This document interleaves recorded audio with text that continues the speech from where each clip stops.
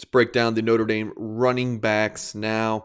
Wanted to mention Notre Dame did sign two running backs in the class of 2021, and Logan Diggs from Louisiana and Audric Estime from New Jersey. Well, played his ball in New Jersey. He's actually from New York.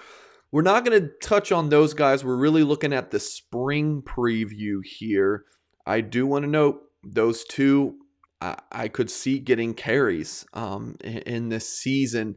Might be tough though, Lou, because you bring back Kyren Williams, you bring back Sibo Flemister, you bring back Chris Tyree, proven, experienced guys there. So, you feel like that 1, 2, 3 of Williams, Tyree, and Flemister, respectively, is pretty solid, right?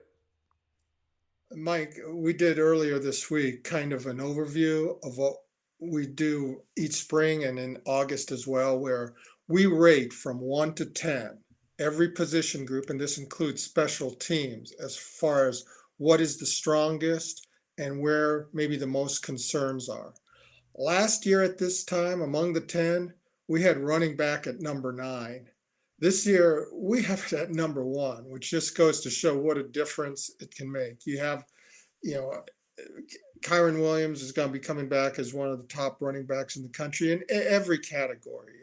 Ran for over 1,100 yards, caught 35 passes, tremendous blitz pickup, and a very able, willing, competent blocker, ferocious blocker many times, too.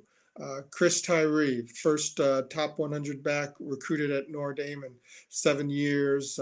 Almost ran for 500 yards as a freshman, displayed himself as quite the complement there.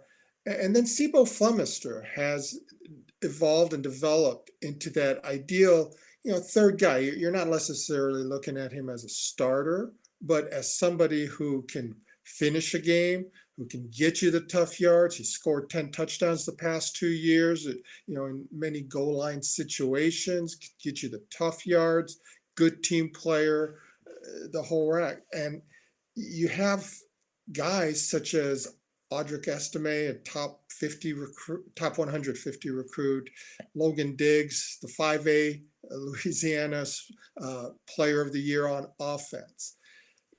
In years past, those guys had to play right away. This year, it's a luxury instead of a necessity, which speaks well. I mean, think about this, Mike. Last May, Notre Dame, because the running back situation was so unresolved and such a big question mark, brought in Trevor Spates as a graduate's transfer from Stanford, and he had barely played in 3 years. But that's how desperate they were. As we just got to find warm bodies, to help get us through. And he wasn't able to play because he didn't pass the physical. But that's the type of situation they were in last year compared to where they are now. It's crazy. The Trevor Spates name. Notre Dame fans, do you remember that name? He got the best deal ever. I mean, he gets his degree from Stanford and comes over to Notre More power Dame. to him. Power to him for sure. Yeah, it is quite the 180. You know, Lance Taylor was left a gift with Kyren Williams, who we did not recruit. Autry Denson left him that, and then going and getting Chris Tyree in the 2020 class, and Sibo Flemister has turned into a serviceable back. But yeah, Lou, I remember when we really started doing these YouTube videos last spring. I want to say probably March or April. We talked about the running backs, and it was the main guy we spoke about was Jafar Armstrong, and then Jameer Smith, and then Sibo Flemister. Who is he? What should we expect from him? And Chris Tyree was the complete X Factor guy. But I mean, what a complete change from absolute uncertainty to you feel very good about your 1, 2, 3 punch. Yeah, it was just a great development there by Lance Taylor, and also just the work ethic. Uh, Kyren Williams brought an edge to this offense. When we talk about physicality, we think first of the offensive line, and then we think of the blocking tight ends, especially Tommy Tremble in isolation. But Kyren Williams was as responsible as anyone I think, for bringing that ferocity, that physicality, that edge to the overall offense. When you watched him, just the legs never stopped churning. He did not go down on first hits. He was so deceptively powerful in a lot of his runs, and a lot of it was just want to and desire. But I think he's just one of those players who enhanced the overall unit just by his personality. Loud, vocal, and the better he got, the more vocal he started becoming as well. And I think that just rubbed off on the entire unit. You look at Notre Dame running backs under Lance Taylor, and we all know about Taylor and, you know, the Christian McCaffrey connection, with him being, probably the best running back, if not one of the best running backs in the NFL right now, as an all-purpose guy. Kyren Williams fits that very well, Lou. You probably know off the top of your head his receiving numbers from this past season, right? He had 35 receptions and about 10 yards of carry and everything, but just the blocking that he displayed. Yeah. It wasn't just token blocking where it's like, let me get in the way of this guy. He took it very seriously, and he wanted to let the defender know, don't tread this way, Yeah. because he was going to bring it, and that's part of the edge that I'm talking about. That when everyone else, the linemen and receivers and see that kind of approach, it's like, man, if that little guy can do it, I sure should be able to contribute my share as well. So talking about the gift that, Taylor was given when he took this job, what was that? Would have been about February 2019, 2 years ago. Kyren Williams fits what Lance Taylor wants perfectly. Chris Tyree catches the ball very well. And then those two freshmen we talked about, Diggs and Estime, you see it more with Diggs right now than Estime, but both can do that very well. Lou, even this 2022 running back, this is, a little off topic, but Jadarian Price from Texas, that's something in his arsenal as well. So wanted to mention that. And then transitioning, Lou, to X factors from this running back group. Probably the biggest one, in my opinion, is Kendall Abdur-Rahman, another guy who has versatility and has cross-trained between running back and receiver. So, who's the X factor of the running back room? Again, we know what we have in Kyren Williams. You know what you got in Chris Tyree. Sibo Flemister's a proven guy as well. Kendall Abdur-Rahman is an interesting guy to keep an eye on. I feel like most folks are forgetting about him. He kind of is on that Avery Davis trajectory. If you remember, Avery Davis was the quarterback recruit in 2017.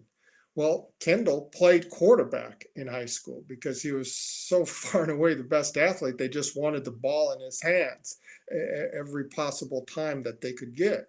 He was moved to wideout along with Cam Hart. That was a different class in 2018, but that was another wide receiver recruit that came in later. But anyway, with Kendall, he started out at wide receiver, and Avery kind of had that position too. Then he moved to cornerback, then he moved to running back, and finally found himself at the slot position.